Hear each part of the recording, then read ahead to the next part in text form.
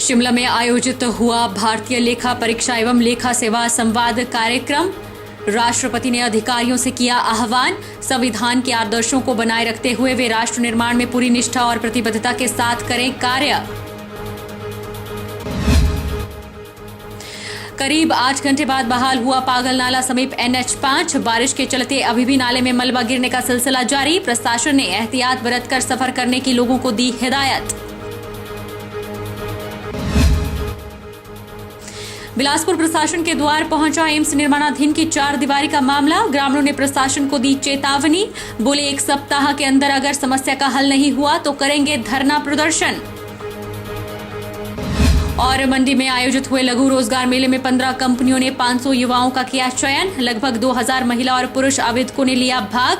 मौजूदा समय में मंडी जिला में 1,98,653 बेरोजगार युवाओं का है आंकड़ा। नमस्कार, आप देख रहे हैं एचपी 24x7। राष्ट्रपति द्रौपदी मुर्मू ने राष्ट्रीय लेखा परीक्षा और लेखा अकादमी शिमला द्वारा आयोजित भारतीय लेखा परीक्षा एवं लेखा सेवा के प्रशिक्षु अधिकारियों के साथ संवाद कार्यक्रम में भाग लिया। राष्ट्रपति ने आह्वान किया कि प्रशिक्षु अधिकारी अपने कार्य और व्यक्तिगत दोनों ही क्षेत्रों में उच्च स्तर की निष्ठा और ज्ञान का समुचित उपयोग सुनिश्चित करें। राष्ट्रपति द्रौपदी मुर्मू ने कहा कि नियंत्रक, महालेखा परीक्षक और भारतीय लेखा परीक्षा और लेखा विभाग के अधिकारियों के रूप में कार्य करना सभी प्रशिक्षु अधिकारियों के लिए गर्व की बात है। इसके माध्यम से उन्हें जवाबदेही एवं पारदर्शिता के सिद्धांतों को क्रियान्वित करने का अवसर प्राप्त हुआ है। उन्होंने कहा कि लेखा परीक्षा के इस सर्वोच्च संस्थान की भूमिका केवल निरीक्षण तक ही सीमित नहीं है, बल्कि नीति निर्माण में आवश्यक सहयोग प्रदान करना भी है। उन्होंने कहा कि भारतीय लेखा परीक्षा और लेखा विभाग और उसके समक्ष अधिकारियों के माध्यम से नियंत्रक, महालेखा परीक्षक इन दोनों ही उद्देश्यों को प्रभावी ढंग से क्रियान्वित कर रहा है। राष्ट्रपति ने अधिकारियों का आह्वान किया कि संविधान के आदर्शों को बनाए रखते हुए वे राष्ट्र निर्माण में पूरी निष्ठा एवं प्रतिबद्धता के साथ कार्य करें। उन्होंने कहा कि यह अधिकारी केंद्र और राज्य सरकारों में लेखा और लेखा जांच सुझावों के रूप में बहुमूल्य सहयोग देते हैं और इससे सार्वजनिक नीति निर्माण में भी सहायता मिलती है। ये बच्चे ऑडिटर बनके, एडवाइजर बनके जो देश की सेवा करेंगे और अपना कमिटमेंट के साथ, अपने ट्रांसपेरेंसी के साथ तो लोगों का सेवा करेंगे। मुझे पता है आज का दौर के बच्चे बहुत इंटेलिजेंट होते हैं, क्योंकि एक कंप्यूटर युग का, न्यू इंडिया का, न्यू दौर का बच्चे देश को आगे बढ़ाने में, देश को विकास के ये बच्चे कमिटमेंट के साथ आगे बढ़ते हैं। मुझे लगता है कि भारत में ज़्यादा अलग भाषा, अलग संस्कृति, परंपरा, लेकिन अलग संस्कृति, अलग त्यौहार के साथ आप यहाँ केवल पढ़ाई नहीं, संस्कृति परंपरा के साथ अपने प्रोफेशन को भी अपने एक साथ रह करके जो निभाए हैं वो केवल यहाँ ही नहीं, आगे आपका प्रोफेशनल लाइफ में भी, डे टू डे लाइफ में भी आप उनको जरूर ये एक मेमोरी के रूप में, क्योंकि मैं भी हॉस्टल जिंदगी जी, हंसते की जिंदगी भर के लिए याद रहता है और जिंदगी और एक अलग दुनिया होता है। शिमला नगर निगम चुनाव को लेकर कांग्रेस ने रणनीति तैयार कर ली है और शिमला को 8 सेक्टर में बांटा गया है। 5 मंत्रियों के साथ विधायकों की तैनाती वार्डों में है। सभी वार्डों में मंत्रियों और कांग्रेस के वरिष्ठ नेताओं को प्रभारी बनाया गया है, जबकि 7 विधायकों को सह प्रभारी नियुक्त किया गया है, जो कि डैमेज कंट्रोल करने के साथ ही चुनाव प्रचार में भी दिखेंगे। कांग्रेस के प्रदेश प्रभारी देवेंद्र बुशहरी का कहना है कि पिछले दिन नामांकन का आखिरी दिन था और 21 अप्रैल को नामांकन वापस ले सकते हैं। 21 अप्रैल के बाद मुख्यमंत्री, मंत्री और कांग्रेस के कई बड़े नेता प्रचार के लिए जाएंगे। नगर शिमला के 34 वार्डों को कांग्रेस ने 8 सेक्टर में बांटा है। हर सेक्टर में 5 मंत्रियों की ड्यूटी लगाई है और प्रदेश कांग्रेस कमेटी के 2 वर्किंग प्रेसिडेंट को भी सेक्टर का इंचार्ज बनाया गया है। साथ ही इन सभी सेक्टर में 3 से 4 विधायक भी लगाए गए हैं। उन्होंने कहा कि साल 1986 के बाद यह पहली बार देखने को मिला मिला है कि सरकार के रहते हुए नगर निगम शिमला का चुनाव हो रहा है। इससे पूर्व नगर निगम शिमला के चुनाव विधानसभा चुनाव से 3 से 4 महीने पहले होता था। उन्होंने कहा कि जिस तरह से प्रदेश की जनता ने कांग्रेस की सरकार बनाई है, ऐसे में कांग्रेस नगर निगम शिमला के चुनाव 2/3 बहुमत से जीतेगी। प्रदेश में लोग हमेशा सरकार के साथ चलते हैं, इसलिए 4 मई को नगर निगम शिमला कांग्रेस की बनने वाली है। वहीं घोषणा पत्र को लेकर उन्होंने कहा कि नामांकन वापस लेने के बाद ही पार्टी द्वारा घोषणा पत्र जारी किया जाएगा। नगर निगम शिमला के चुनावों में कांग्रेस पार्टी विधानसभा चुनावों की तरह गारंटियां देने वाली है। देखिए, 1-2 दिन में ये सारी चीज़ें स्पष्ट हो जाएगी, क्योंकि घोषणा पत्र तो आता ही विड्रॉल जब होता है उसके बाद ही जारी होता है किसी भी पार्टी का हो। तो भारतीय जनता पार्टी का भी नहीं हुआ। जहाँ तक विधानसभा के चुनाव के दौरान हमने गारंटियाँ दी, और उन गारंटियों में मुख्य रूप से जो ओपीएस का मामला था वो तो सरकार ने उसको तो जो है वो अमली जामा पहना दिया और वो तो शुरू हो गया। और दूसरा जो हम 1500 रुपये की बात का वायदा हमने गारंटी में किया था महिलाओं को, उसमें आपने देखा होगा पिछले दिनों जो बजट प्रदेश विधानसभा में माननीय मुख्यमंत्री ने पेश किया, उसमें 2,31,000 महिलाओं को जो हमने गारंटी पहले प्रथम चरण में देने का जो वायदा किया है 1500 रुपये देने का, वो भी हमने जो है बजट में उसका प्रोविज़न रखा है। और इसके बाद जून के बाद जो अगली फाइनेंशियल ईयर होगी उसके बाद, क्योंकि काजा में जो प्रदेश का जो राज्य स्तरीय जो हिमाचल दिवस मनाया, और हम तो मुख्यमंत्री को बधाई देते हैं कि एक ट्राइबल क्षेत्र से उन्होंने इसकी शुरुआत की है, क्योंकि ट्राइबल जो क्षेत्र है वो बर्फ़बारी के कारण 6 महीने बंद रहता है। तो वहाँ की महिलाओं को जो एक मुख्यमंत्री ने घोषणा की है कि जून के बाद 1500 रुपया जो है वो ट्राइबल क्षेत्र की प्रत्येक महिलाओं को जो है मिलना शुरू हो जाएगा। अपर्ण गुप्ता के नेतृत्व में भारतीय प्रौद्योगिकी संस्थान मंडी के शोधकर्ताओं की एक टीम ने भूकंप से इमारतों को सुरक्षा प्रदान करने के लिए 2 आयामी मेटामेटीरियल आधारित नींव का प्रस्ताव दिया है। आईआईटी मंडी के डॉक्टर अपर्ण गुप्ता ने कहा कि इमारत की नींव को बुद्धिमानी से डिजाइन करके इमारत को ज्यादा नुकसान पहुंचाए बिना भूकंप तरंगों को वापस मोड़ा या परिवर्तित किया जा सकता है। मैं अर्पण गुप्ता, भारतीय प्रौद्योगिकी संस्थान मंडी में सहयोगी प्राध्यापक हूँ। मेरे साथ ऋषभ, अमन और प्रीति, हम सब ने मिलकर एक शोध किया है, जिससे कि हमने एक नया तरह का फाउंडेशन डिज़ाइन किया है, जिसको कि कहते हैं मेटा मटेरियल फाउंडेशन, जिससे कि भूकंप के कारण जो क्षति पहुंचती है बिल्डिंगों में वो काफ़ी कम हो सकती है। हमारा ये शोध कार्य एक बहुत अच्छे अंतर्राष्ट्रीय जर्नल में पब्लिश हुआ है। और तो अब अगर कोई बिल्डिंग होती है तो उसका एक फाउंडेशन होता है। जैसे कि आप देख पा रहे हैं कि एक बिल्डिंग का फ्रेम है, बिल्डिंग का स्ट्रक्चर हमने एक लिया है, और उसके नीचे एक फाउंडेशन होता है, जो कि मिट्टी या कंक्रीट या कोई अलग तरह के फाउंडेशन हो सकते हैं। जब भूकंप आता है तो नीचे ये चीज़ हिलती है, और उसके कारण फाउंडेशन का ऊपर का सतह हिलती है, और उसके कारण उसकी जो बिल्डिंग फ्रेम स्ट्रक्चर है पूरी कंपन करती है, और उसके कारण से इतनी सारी क्षति होती है। हमने यह स्टडी किया है और प्रपोज किया है कि अगर एक नए तरह का फाउंडेशन हो, जिसको कि हम कहते हैं मेटा मटेरियल फाउंडेशन, जो कि ऐसा दिखता है, तो उससे जो है क्षति है वो काफ़ी कम हो सकती है। अब मेटा मटेरियल फाउंडेशन क्या है? ये बेसिकली एक रिपीटिंग स्ट्रक्चर है, पीरियोडिक स्ट्रक्चर है। तो जैसे कि आप देख सकते हैं कि हरे वाले गोले हैं वो रिपीट हो रहे हैं, ऑरेंज वाले गोले रिपीट हो रहे हैं। तो हरा स्टील है, ऑरेंज वाला प्लम्बम मटेरियल है, और ये पीला वाला है वो रबर है, हार्ड रबर।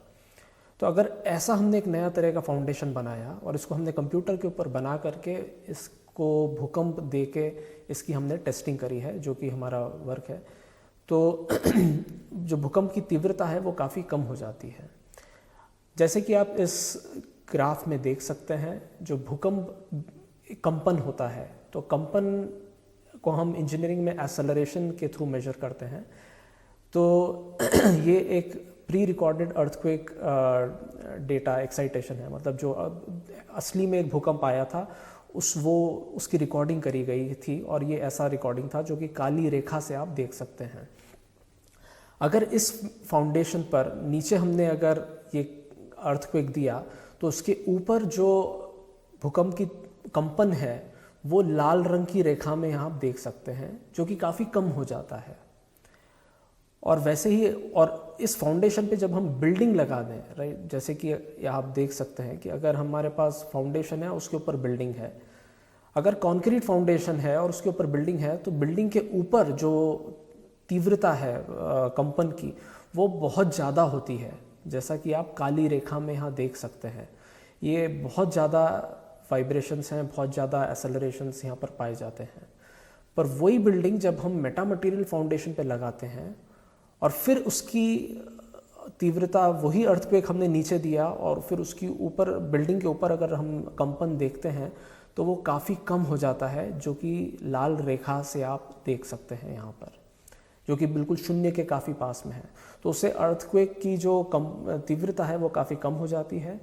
और हमारी यही उम्मीद है, हम इस पे आगे और हम काम कर रहे हैं, एक्सपेरिमेंट्स भी कर रहे हैं कि इससे हम आगे हम ले जा सकें और इस टाइप की अर्थक्वेक रेजिस्टेंट बिल्डिंग्स में हम कंट्रीब्यूट कर सकें। धन्यवाद। युवा कांग्रेस के प्रदेश प्रवक्ता राजेंद्र ठाकुर ने प्रधानमंत्री नरेंद्र मोदी पर नेताओं की आवाज दबाने के आरोप लगाए हैं। उन्होंने कहा कि पुलवामा में हुए पूरे घटनाक्रम की लापरवाही की वजह जब तत्कालीन राज्यपाल जम्मू कश्मीर सत्यपाल मलिक ने देश के सामने रखी है, तो प्रधानमंत्री ने उन्हें चुप रहने का आदेश दे दिए। युवा कांग्रेस के प्रदेश प्रवक्ता राजेंद्र ठाकुर ने भाजपा सरकार को घेरते हुए कहा कि भाजपा सरकार अपनी नाकामियों को छुपाने के लिए कभी राज्यपाल को चुप रहने को कहती है, तो कभी संसद में माइक बंद किए जाते हैं और कभी पूरी संसद को ही म्यूट किया जाता है। उन्होंने कहा कि सत्य को दबाने का कितना भी प्रयास क्यों न किया जाए, एक दिन वह सबके सामने आ ही जाती है। ठीक वैसे ही आज केंद्र में बैठी निरंकुश सत्ताधारियों की नाकामियों की परतें खुलती जा रही है। उन्होंने कहा कि पुलवामा में हुए पूरे घटनाक्रम का केंद्र में बैठी भाजपा ने भरपूर राजनीतिक लाभ उठाया। 40 सीआरपीएफ के जवान जो इनकी लापरवाही की वजह से मारे गए, आज तत्कालीन राज्यपाल जम्मू कश्मीर सत्यपाल मलिक ने देश के सामने रखी और उन्हें देश के प्रधानमंत्री नरेंद्र मोदी ने चुप रहने का आदेश दे दिया और कहा कि आप इस पर कुछ नहीं बोलेंगे। राजेंद्र ठाकुर ने कहा कि 14 फरवरी 2019 को जब इतनी बड़ी घटना हुई, देश के प्रधानमंत्री उस वक्त एक शूट आउट कर रहे थे। 40 परिवारों के चिराग इन्हीं की लापरवाही की वजह से हमेशा के लिए बुझ गए। उन्होंने कहा कि उनके इंसाफ के लिए युवा कांग्रेस लगातार संघर्ष करती रहेगी और प्रधानमंत्री को इसका जवाब देना होगा। वरिष्ठ भाजपा नेता सतपाल मलिक जी एक प्रतिष्ठित समाचार पत्र को अपने इंटरव्यू देते हैं और जिस तरह की शब्दावली वो प्रधानमंत्री मोदी जी के लिए इस्तेमाल करते हैं, वो कहते हैं कि प्रधानमंत्री मोदी इन्फॉर्म्ड प्राइम मिनिस्टर है, उन्हें कुछ पता नहीं होता, वो अपने में ही मस्त रहते हैं। और ये बातें सच साबित होती दिख रही है। कांग्रेस तो भ्रष्ट थी जनाब, आज तो आपके अपने आप पर आरोप लगा रहे हैं और आप चुप्पी साध के बैठे हैं। भ्रष्टाचार पर आप चुप रहे, बेरोजगारी पर आप चुप रहे, महंगाई पर आप चुप रहे, कोरोना जैसे मुद्दों पर आप चुप रहे, 100 से ज्यादा लोगों की मौत पर आप चुप रहे, पुलवामा जैसे कृत्य पर आप चुप हैं, अडानी जी पर आप चुप हैं। आप बोलते हैं तो नेहरू जी पर, कांग्रेस पर, राहुल गांधी पर। इन 3 शब्दों को अगर आपके भाषणों से निकाल दिया जाए तो आप तो टेलीऑपरेटर पढ़ करके भी ना बोल पाए, वो शख्सियत है आप। 9 साल हो गए इस देश को, एक ऐसा प्रधानमंत्री मिला है जो एक बार भी खुली प्रेस वार्ता नहीं कर पाया। अक्षय कुमार के अलावा आम कैसे चूसना है और उसको काट के खाना है, यही बता सकते हैं मोदी जी। बिलासपुर एम्स निर्माणाधीन की 4 दीवारी से स्थानीय ग्रामीणों को आ रही समस्या का मामला उपायुक्त बिलासपुर के पास पहुंचा है, जिसमें ग्रामीणों ने अपना दुखड़ा प्रशासन को सुनाया। ग्रामीणों ने एम्स प्रशासन और जिला प्रशासन को 2 टूक शब्दों में कहा है कि अगर उनकी समस्या का समाधान 1 सप्ताह के अंदर नहीं होता है तो वे धरना प्रदर्शन करेंगे। बिलासपुर एम्स निर्माणाधीन की 4 दीवारी से स्थानीय ग्रामीणों को समस्या का सामना करना पड़ रहा है और यह मामला अब उपायुक्त बिलासपुर के पास पहुंचा है। ग्रामीणों ने बताया कि उनके जाने वाले रास्ते को एम्स के द्वारा बंद कर दिया गया है और उन्हें 8 किलोमीटर दूर घूम कर आना पड़ता है, जिससे उन्हें काफी दिक्कतें हो रही हैं। काफी पैसा खर्च करके जाना पड़ता है। ग्रामीणों का एक प्रतिनिधि मंडल उपायुक्त आबिद हुसैन सादिक से बुधवार को उनके कार्यालय में मिला और उन्हें अपनी समस्या बताई और इस मामले पर उपायुक्त बिलासपुर ने ग्रामीणों को आश्वासन दिया है कि जल्द ही इस समस्या का हल निकाला जाएगा। ग्रामीणों ने एम्स प्रशासन और जिला प्रशासन को दो टूक शब्दों में कहा है कि अगर उनकी समस्या का समाधान 1 सप्ताह के अंदर नहीं होता है तो एम्स और उपायुक्त कार्यालय के बाहर धरना प्रदर्शन करेंगे, जिसकी सारी जिम्मेदारी जिला प्रशासन की होगी। का कुछ न कुछ साधन करेंगे। जो हमारे रास्ते एम्स वालों ने बंद कर दिए थे अभी, जिससे हम शिमला और नीचे की तरफ आते थे गांव में, वो उन्होंने बंद कर दिए थे, जिससे इन्होंने हमें आश्वासन दिया है कि हम उनको खोलने का प्रयास करेंगे। अन्य लोगों को आ रही है। मेरा नाम सत्यदेव शर्मा।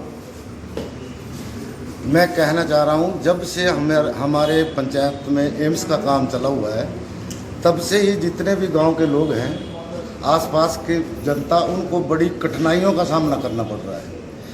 हमारे बार बार आग्रह करने पर प्रशासन एम्स, जो हमारे बुजुर्गी रास्ते हैं, जैसे शिमला से राजपुरा को रोड जाते थे, नोवा को जाता है, लेकिन हमारे बार बार आग्रह करने पर हमें कम से कम 2.5-3 साल के करीब जो है यहाँ चक्कर लगाते हुए हो गए, और हमारे इस समस्या का कोई हल नहीं कर रहा है।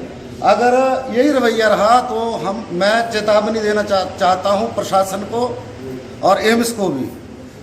जितने भी हमारी पब्लिक जनता है, सब यहाँ बैठेगी, इसके लिए प्रशासन जिम्मेवार होगा और एम्स जिम्मेवार होगा। प्रदेश कांग्रेस प्रवक्ता आकाश शर्मा ने मंडी की नगर निगम पर अव्यवस्थाओं के आरोप चढ़े हैं। उन्होंने कहा कि पूर्व सरकार ने आनन फानन में मंडी को नगर निगम बनाया।